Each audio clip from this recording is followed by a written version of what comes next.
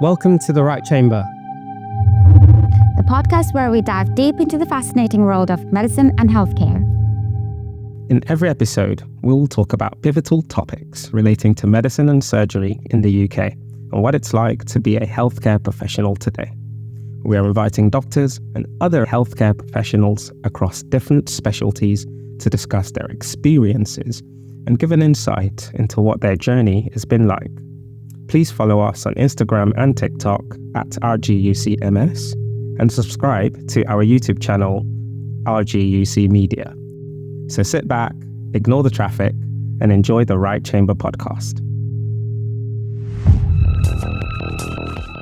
Over 35 years ago, Dr. Jane Dale began her career as an FY1 at Russell's Hall Hospital, returning in 2004 as a consultant in diabetes and endocrinology. Now Chief of Medicine at the Dudley Group, Jane has held key leadership roles, contributed to national guidelines, and championed education, patient safety, and digital transformation to enhance care. Welcome back to The Right Chamber. My name is Jaspreet and this is Victor. And today we have Dr. Jane Dale. Hi, Dr. Jane Dale.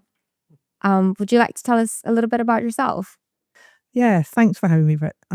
I'm Jane Dale. I've worked at Dudley Group of Hospitals since I was a house officer here about 35 years ago, and then went away and did the rest of my training and came back as a consultant in 2004. And I now work partly as a consultant in diabetes and endocrinology and partly as the Chief of Medicine. And what do you do in your free time? So in my free time, the things I like to do best are walking, being on the water, and singing. Oh. Singing. Singing. Choir singing, solo singing. Choir singing. Soprano, alto, tenor. Yeah, not bass. I am a soprano that's probably more of a mezzo these days. But, yeah. I have a first question to ask, which is, what is your favourite pastry and why? Oh, actually, that's quite an easy question to answer now. My favourite pastry is a Pastel de Nata, the Portuguese custard tart. So I always loved custard tarts, but now my middle daughter, who's a musician, has moved to Portugal and has introduced me to the delights of Portuguese custard tarts. So those are my favourite. Custard tarts in England? Yeah, but they're not as good. Okay. Yeah. Okay, so Dr. Dale, I understand that you were an F1 in Russell's Hall years and years ago. What drew you back to Russell's Hall? So when I first came to Russell's Hall, of course, in those days, really, we were called junior house officers to put us in our place. And I only got the job because I wanted to go to Hereford and they double booked me. So Russell's Hall turned out to be my second choice for my house job. But in the end, it shaped my whole career to get that job. So I started here after completing my first house job in Selly Oak in Birmingham and then came here to do the surgical side. It was very clear after my first appendectomy I was never going to be a surgeon. But I did really enjoy the hospital, the camaraderie, the setup. Russell's Hall at that point was brand new. It's only just been opened. And all the other hospitals in Dudley were still open, the Corbett and Wordsley and the Guest. So after I finished my F1 job, I was lucky enough to get on the medicine rotation here and I worked at all the different hospitals. And I think the people that I met in those jobs really shaped my career. So there were two really inspirational doctors, among many, that I think had the most impact on me. The first was Dr. Tony Zarin, who was my predecessor as an endocrinologist here. And he was just one of the most inspirational physicians you could ever work with. Really knowledgeable, terribly kind to his patients, lots and lots of interests outside medicine. And I remember going to his house and thinking, yeah, this is the kind of doctor I want to be when I grow up. So he was really inspirational. And then Dr. Jane Flint, who I think was probably the very first female consultant at Dudley.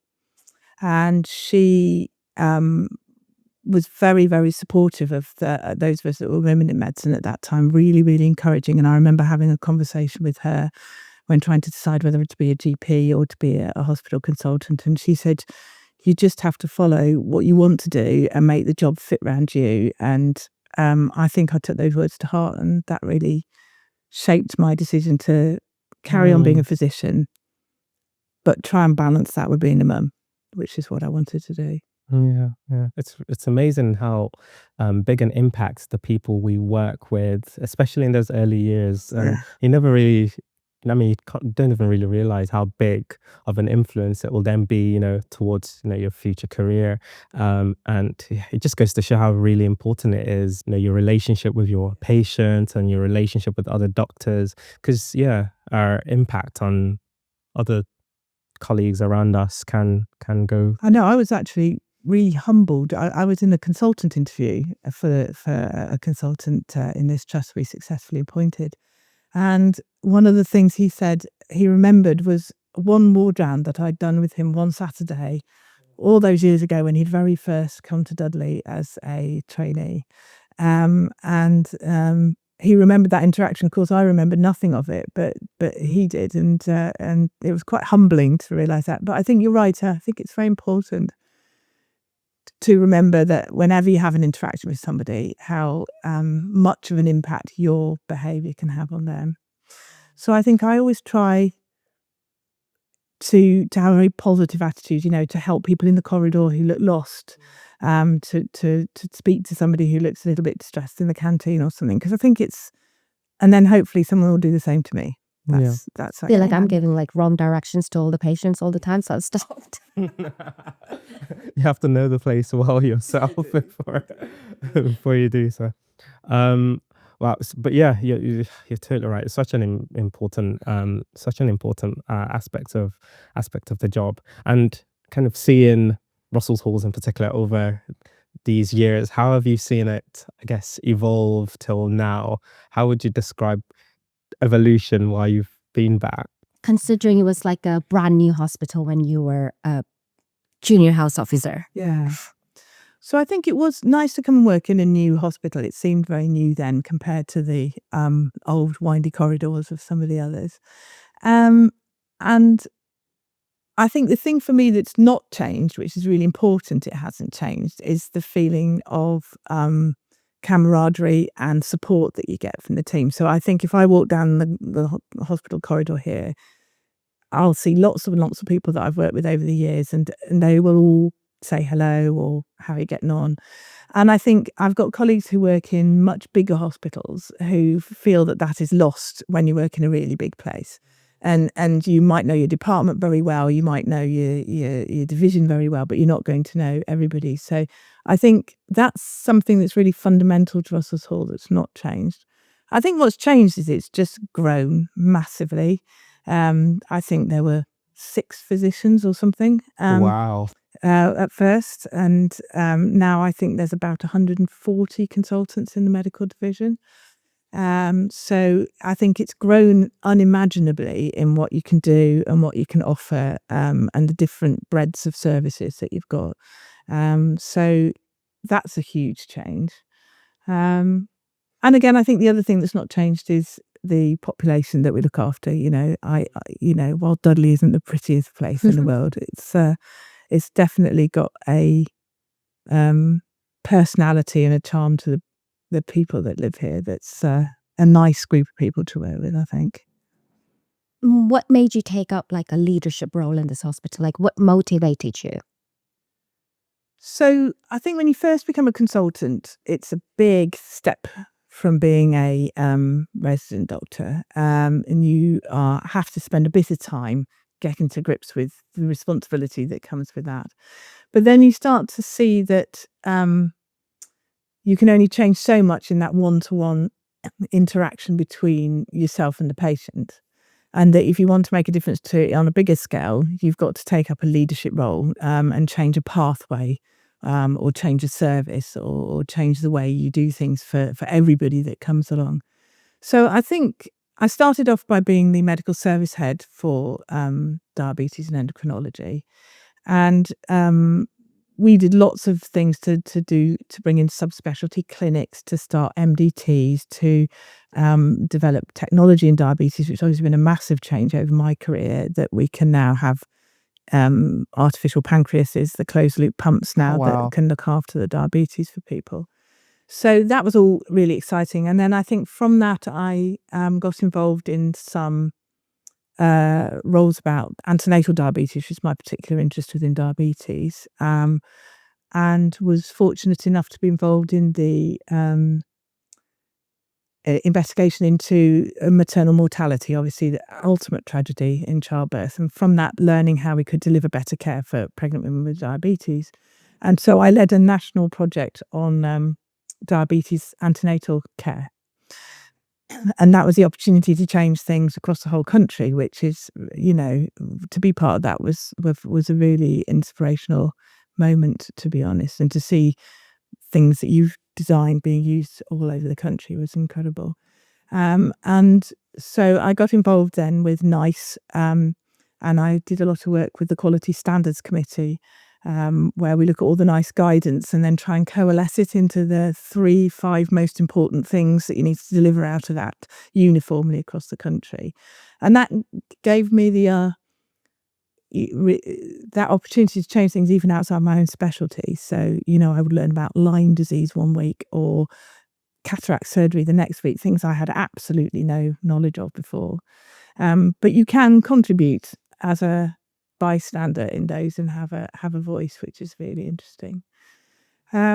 So then when this opportunity came up to be the chief of medicine, because my predecessor, Dr. Healy, had decided that he wanted to go and live on the other side of the world with his son, I felt the time was right. My children had finally all flown the nest, and I felt I had the time to devote to the role, because it is very time consuming. And so I started that about 3 years ago. Wow.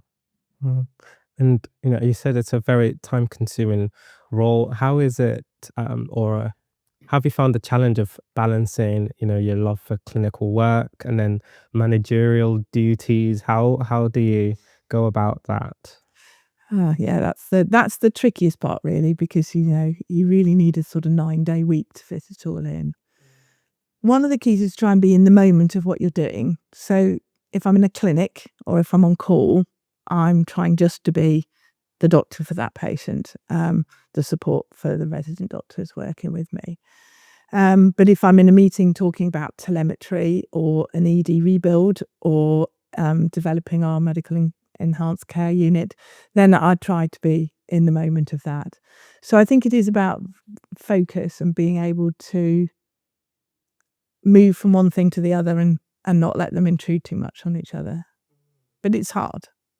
How do you manage to support consultants and junior residents in patient care? How do you help them deliver better patient care? So I think you have to put yourself in their shoes, because I think most people come to work to do a good job. It doesn't matter what your job is. Most people come to work to try and do the best possible job they can. And the reason they might not be able to do that is often because of very simple external things that are stopping them. It could be that they haven't had the right training opportunities. It could be that there isn't just enough time or space to see the patients. It could be that they need some more equipment to do it. It could be that they need to redesign the pathways to make them more efficient. So I think you have to start by listening and really trying to understand what the blockers are. And then you can often get people to think in a different way about the problem. So I think some of the most rewarding things is where you meet two groups of people that have got loggerheads over a decision, and it's then all become quite confrontational, but trying to reset that discussion so that it's more about how you can find a common solution together. So that must be really challenging if there's two people who have completely opposite thoughts, and then you try to find a common ground between them. Yeah, prioritizing I know. patient care and then being forward thinking as well and improving things. But I find most people really do want to do the best for the patient. So I think if you bring it back to the patient, that's the best way to resolve those issues. And I think the other thing is just having a positive mindset. I like to think of myself as quite a positive person, trying to find a way through a problem rather than all the reasons why you can't fix it. And I think if we all have like a mindset of, solving problems, having that orientation of, because it's easy to fall into that culture of, oh, there's this issue here.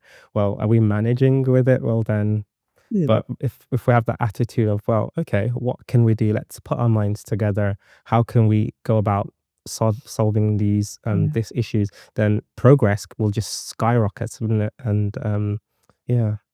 Yes, I definitely got a bit of a tendency to turn the stone over and look what's underneath. Look, we have lots of resident doctors that listen to our podcast, and I think they would really love some advice. So, what do you think are the best qualities for the next generation of doctors? What are the best qualities for them to have to be the best physicians? But maybe in Maybe even medical surgeons. or even surgeons. Surgeons, yes. What would you say? So, I'm not only been obviously a doctor in training myself, but I've also the parent of a doctor in training, and his wife is also training to be an endocrinologist. So I know it's been a really tough time to be a resident doctor at the moment.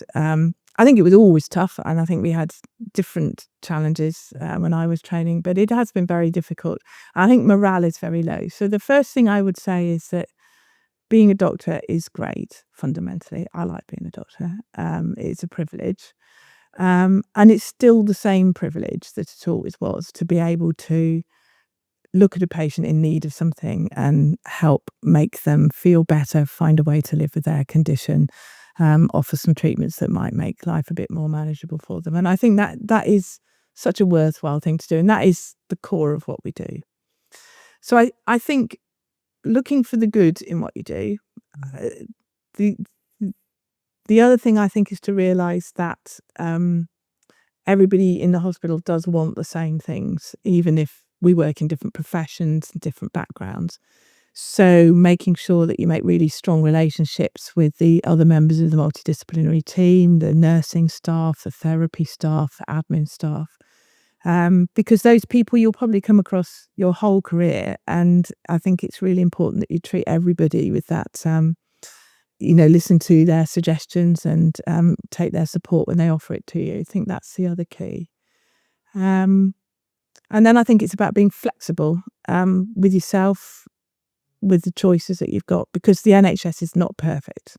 We all know that. It's Far from it. far from it. And there's lots of things that we could improve. But the point of being a doctor is to be part of the solution, I think, not just sit there pointing out the problems. Wow, yeah, that is a very good summary of it. Just having that mindset of being part of the solution, and you see things move forward. Yeah. I think, if there's any good summary for points, like if you remember nothing of this podcast, I think that is a really, really good point. I think it's very important to start building the morale of resident doctors, because it is at an all-time low right now. But I think that's a very good way of looking at it. That I think we just need to remember that we are making a difference, no matter how small. So I've done lots of projects as a chief with the resident doctors, for instance, redesigning the rotors. So when I started off, there was a lot of problems with the rotors and they were quite onerous. And whilst they're still, we have to cover 24/7, so there's no choice about that. What we did is worked with the teams and got resident doctors on the committee designing the rotors, and they were able to point out all sorts of things like, makes a world of difference if your shift finishes at 11 p.m. rather than 2 a.m. because you feel safer going home, that we were able to implement. And again, some of the projects that I've tried to help facilitate with doctors, training to pass their exams, training to learn skills, and seeing that peer-to-peer teaching and seeing people really standing up and taking that initiative. And you can still see that same talent and enthusiasm that there always was. It's just, as you say, you've got to find it even when the going's a bit tough. I think looking back to when you started your career, if you could go back right to the beginning and advise yourself or something, give yourself a piece of advice, what would it be? Yeah, it's hard, isn't it? I think certainly at times it would be to make sure you look after yourself. Make sure you put your relationships and your family first, because that is the most important thing. The most important thing to me is my family, for sure. And that's okay. Make sure you give yourself good time off and enjoy your holidays and your free time, because I think sometimes work-life balance can get a bit out of kilter. Mm. But I don't think I'd change my choices. I think everything I've done, I've grown and learned something from. So I think I'd do the same again. Brilliant. So you've been in the NHS for what, 35 years now? Yeah. Yes, Nice. wow. Yeah. What's the most rewarding part of your job so far? So like I say, I think you can still get a massive reward out of, even just the other week, diagnosing somebody with adrenal insufficiency and giving them hydrocortisone, and then they feel like $1 million the next day. That's such a privilege to be able to be part of that. But if I think of some of the other projects I've done, things like